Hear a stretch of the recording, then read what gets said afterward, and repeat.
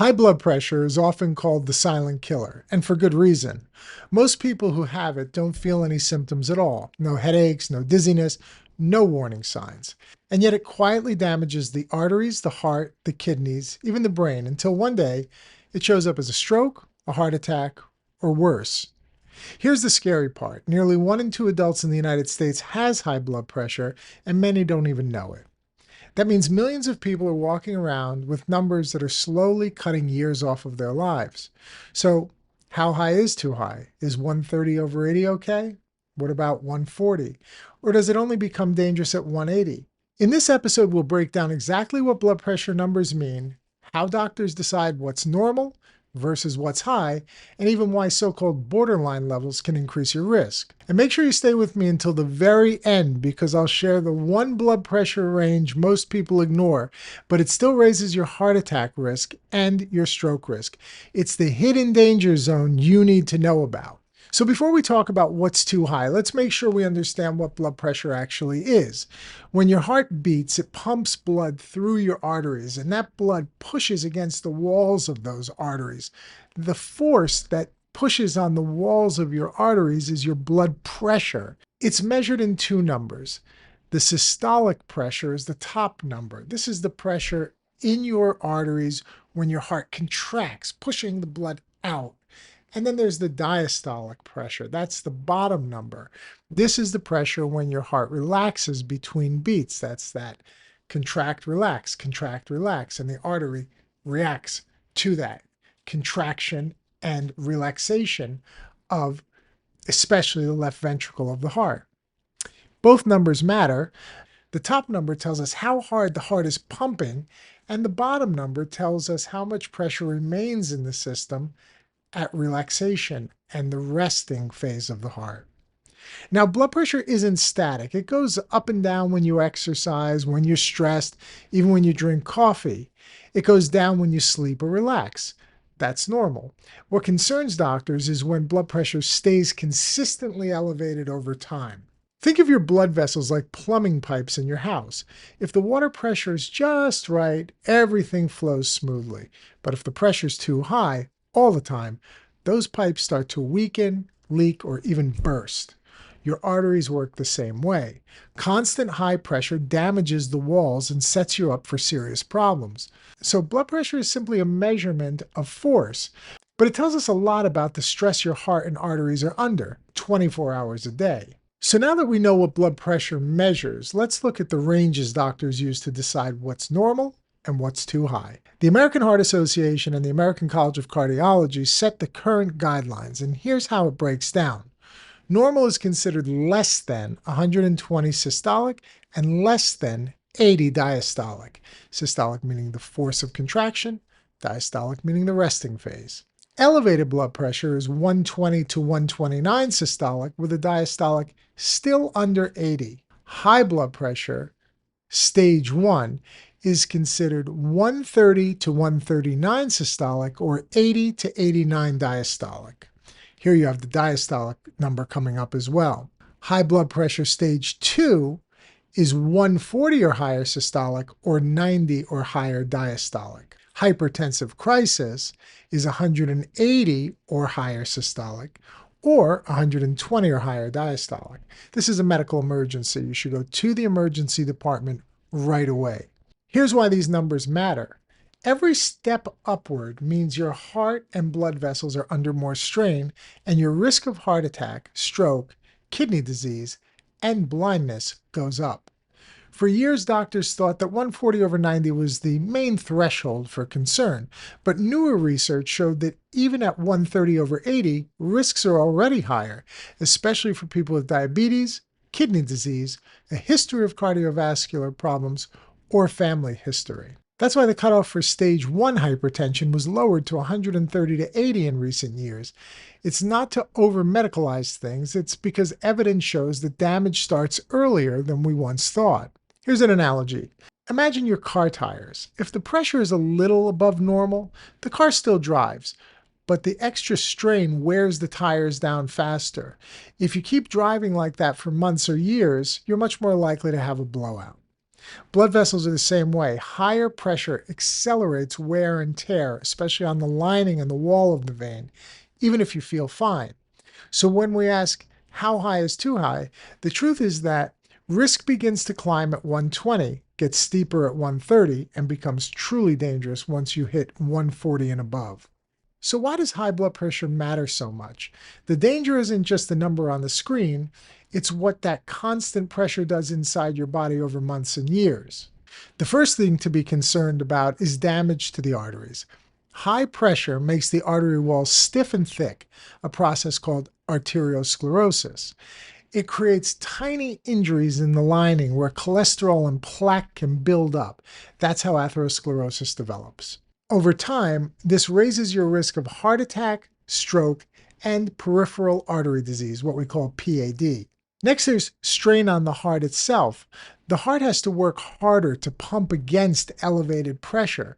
This can cause the heart muscle, especially the left ventricle or the main pumping chamber, to thicken and develop something that we call left ventricular hypertrophy.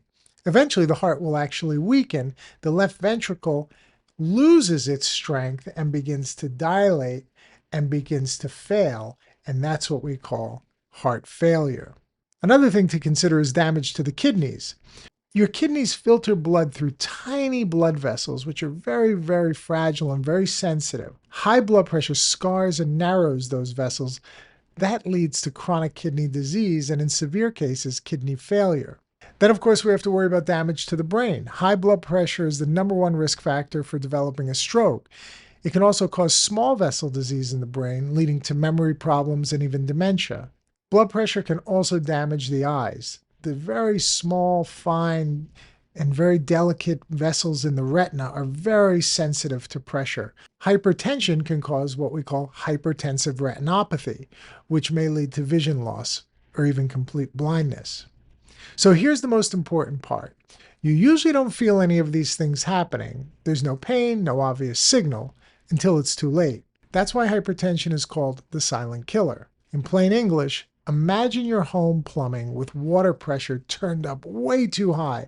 At first, everything looks okay. The water flows, faucets work, but behind the walls, the pipes are straining, weakening, and even starting to crack. One day, they burst, and by then, the damage is done. High blood pressure works the same way. You can feel perfectly healthy, even as it silently damages the organs that keep you alive. Now let's talk about borderline blood pressure. Is it really safe? Here's what a lot of people get tripped up about. They'll say, my blood pressure is just a little high, 125, maybe 128. That's not really hypertension, right? Technically, that falls into the elevated range. Not yet stage 1 hypertension, but here's the truth. Even in that so-called borderline zone, risk is already climbing, so why not do something about it early? Research shows that people with systolic pressures in the 120s are more likely to go on to develop full-blown hypertension if nothing changes. Even before it crosses into stage 1, elevated blood pressure is linked to early damage in the arteries and higher rates of heart attack and stroke later in life. The American Heart Association lowered the threshold for stage 1 hypertension to 130/80 for exactly this reason, because waiting until 140/90 misses years of silent damage. So when you hear borderline, don't think safe. There's a big difference. Think of it as a yellow light at an intersection. You're not in the red zone yet, but you can't just keep driving like nothing's wrong. It's the warning signal to tell you it's time to slow down, pay attention, and make changes. This is a key takeaway.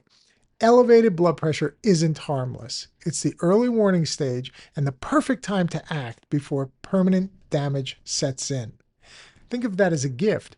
We have this incredible system of simply taking a blood pressure that can tell you, hey, you're at high risk of something bad happening.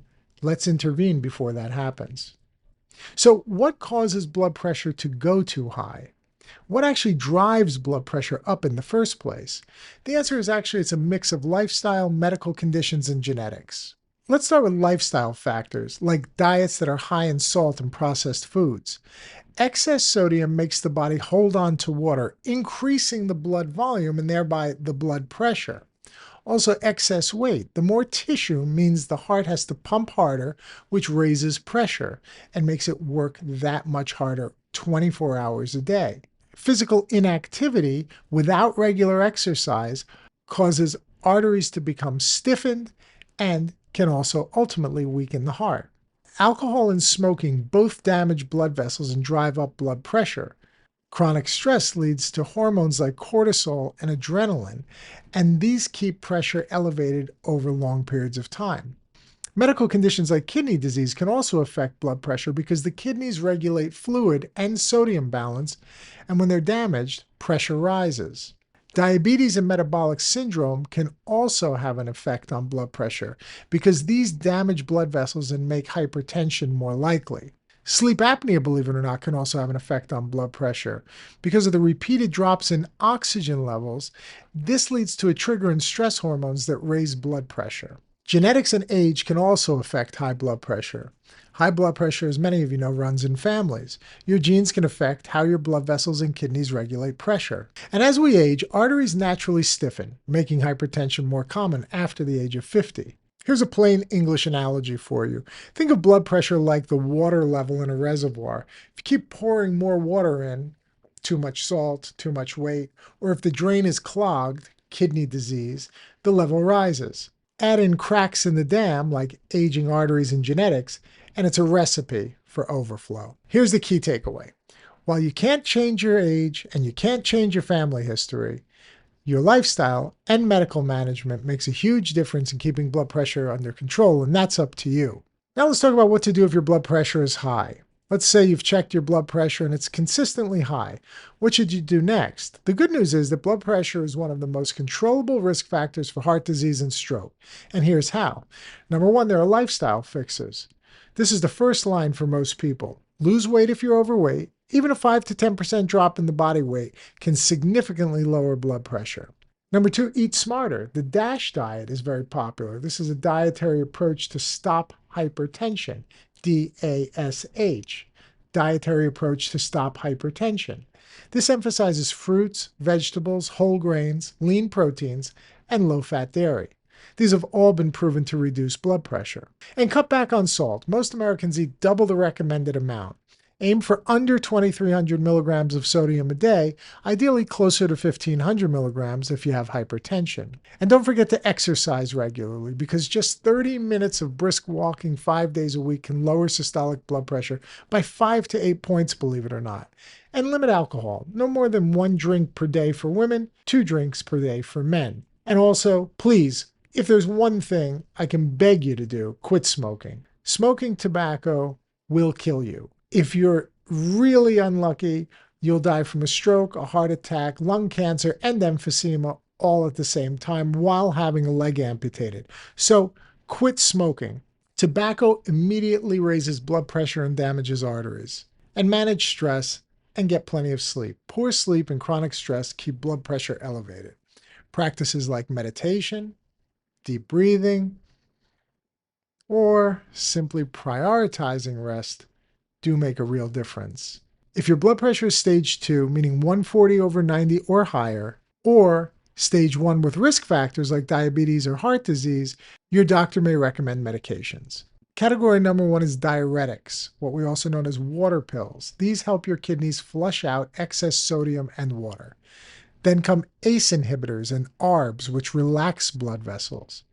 Then there are calcium channel blockers, which widen arteries and lower pressure. And then there are beta blockers, which reduce heart rate and heart work through contractility. Many people eventually need even more than one medication, but these are safe, effective, and life-saving. So please don't be resistant to them if you need them. Next, let's talk about home monitoring and regular checkups.